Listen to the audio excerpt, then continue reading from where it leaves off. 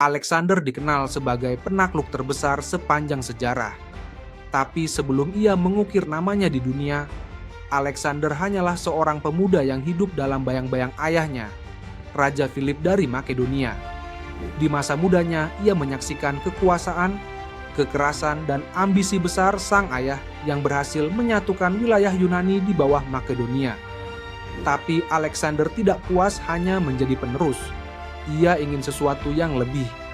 Ia ingin membangun warisannya sendiri, menjadi raja bukan karena darah, tapi karena keberanian dan kejayaan. Dididik oleh filsuf besar Aristoteles, Alexander bukan sekadar ahli pedang. Ia memahami sejarah, strategi, dan filosofi hidup. Ia belajar tentang pahlawan-pahlawan mitologi, dari Hercules hingga Achilles, dan diam-diam bertekad melampaui mereka. Di dalam dirinya tumbuh api ambisi yang tidak bisa dipadamkan. Ketika Raja Philip dibunuh, Alexander yang masih sangat muda langsung naik takhta. Banyak yang meragukannya, menganggap ia hanya anak-anak. Tapi Alexander membuktikan bahwa keberanian sejati tak mengenal usia. Ia menumpas pemberontakan dalam negeri dengan cepat, lalu segera menatap keluar. Persia, kekuatan raksasa yang selama ini jadi momok dunia Yunani. Dalam benaknya, penaklukan bukan soal harta tapi soal kejayaan. Alexander percaya bahwa takdirnya adalah menjadi raja seluruh dunia, bukan hanya Makedonia. Dengan pasukan yang loyal namun jauh lebih kecil dari musuhnya, Alexander memulai ekspedisi ke tanah Persia. Ia tidak sekadar memerintahkan dari belakang. Alexander bertempur di garis depan, memimpin serangan, dan hampir selalu terluka dalam pertempuran. Keberaniannya membuat pasukan mengikutinya bukan karena takut, tapi karena kagum dan percaya. Pertempuran demi pertempuran berlangsung sengit. Alexander menaklukkan wilayah demi wilayah, termasuk kota-kota besar seperti Babilonia dan Susa. Tapi kemenangan terbesar datang saat ia mengalahkan Raja Darius, penguasa Persia. Alih-alih membantai, Alexander memilih pendekatan yang mengejutkan. Ia menghormati budaya Persia. Ia mengenakan pakaian lokal, menghormati adat istiadat, bahkan menikahi putri bangsawan Persia. Keputusan ini memunculkan konflik baru, kali ini dari dalam. Para jenderalnya yang berasal dari Makedonia merasa Alexander mulai berubah. Mereka mempertanyakan kesetiaan sang raja pada negerinya sendiri. Tapi bagi Alexander, dunia bukan dibagi oleh kebangsaan. Ia ingin menciptakan kekaisaran yang menyatukan budaya barat dan timur. Di tengah jalan, ia kehilangan banyak sahabat dekat, termasuk Hephaestion yang disebut-sebut sebagai orang paling ia percaya. Tapi ia terus maju. Sebab bagi Alexander, berdiam diri berarti mati. Ia dilahirkan untuk bergerak, menaklukkan, dan meninggalkan jejak abadi. Setelah Persia jatuh, Alexander bukannya puas, justru semakin lapar. Ia memimpin pasukannya ke wilayah yang belum pernah dijamah oleh pasukan Yunani sebelumnya. Melewati pegunungan tinggi, lembah terjal, hingga padang tandus, ia menuju India, percaya bahwa ujung dunia ada di sana. Di setiap wilayah baru, Alexander berusaha menyatukan kekuasaannya dengan pernikahan politik, pendirian kota baru, dan adopsi budaya lokal. Namun perjalanan ini bukan tanpa harga. Pasukannya semakin kelelahan. Bertahun-tahun berperang, banyak yang gugur, dan yang tersisa mulai kehilangan semangat. Mereka tidak lagi melihat arah, kecuali keinginan pribadi Alexander. Muncul pemberontakan kecil, bahkan di kalangan jenderal terdekat. Tapi Alexander menghadapi semuanya dengan campuran karisma dan ketegasan.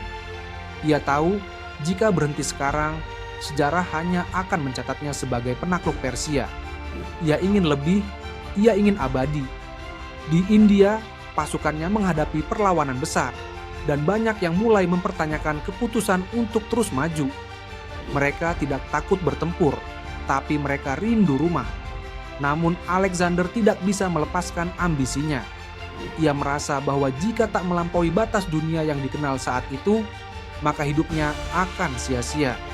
Ia bukan hanya raja. Dalam benaknya, ia adalah takdir yang sedang berjalan. Saat akhirnya ia memutuskan mundur dari India, itu bukan karena pasukannya kalah, tapi karena akhirnya Alexander mengalah pada keinginan mereka.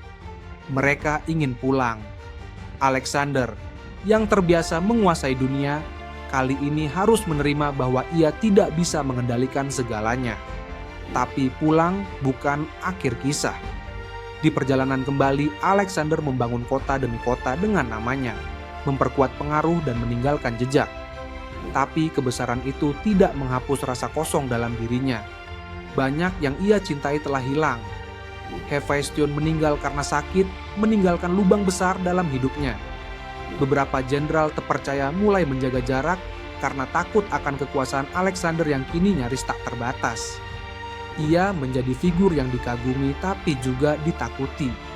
Dalam hatinya, Alexander tahu, semakin tinggi ia naik, semakin sepi puncaknya. Ia mulai mengklaim bahwa dirinya bukan hanya manusia biasa. Ia membiarkan orang-orang menyebutnya dewa dan menganggap bahwa hidupnya adalah misi suci. Tapi di balik segala klaim dan kejayaan, Alexander hanya manusia. Ia tidak kebal terhadap waktu, penyakit, atau kematian. Ia hanya menunda yang tak terelakkan.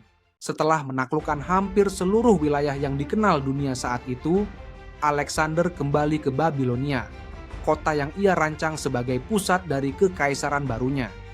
Ia tengah merancang ekspedisi besar lainnya menuju Jazirah Arab, sebuah wilayah yang belum dijamah oleh kekuasaan Makedonia.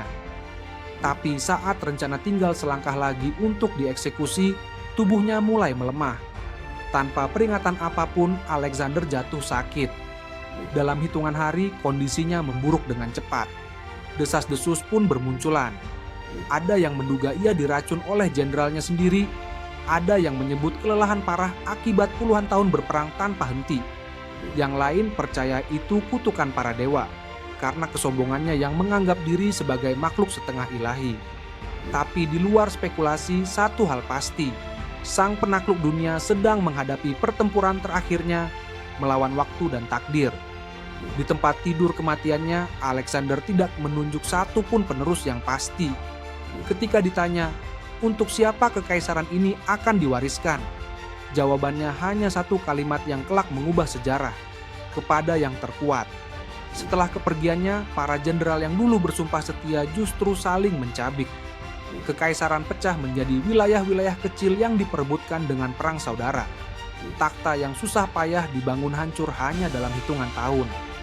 Ironis, Alexander menghabiskan hidupnya menyatukan dunia, tapi kematiannya justru jadi pemicu perpecahan paling besar.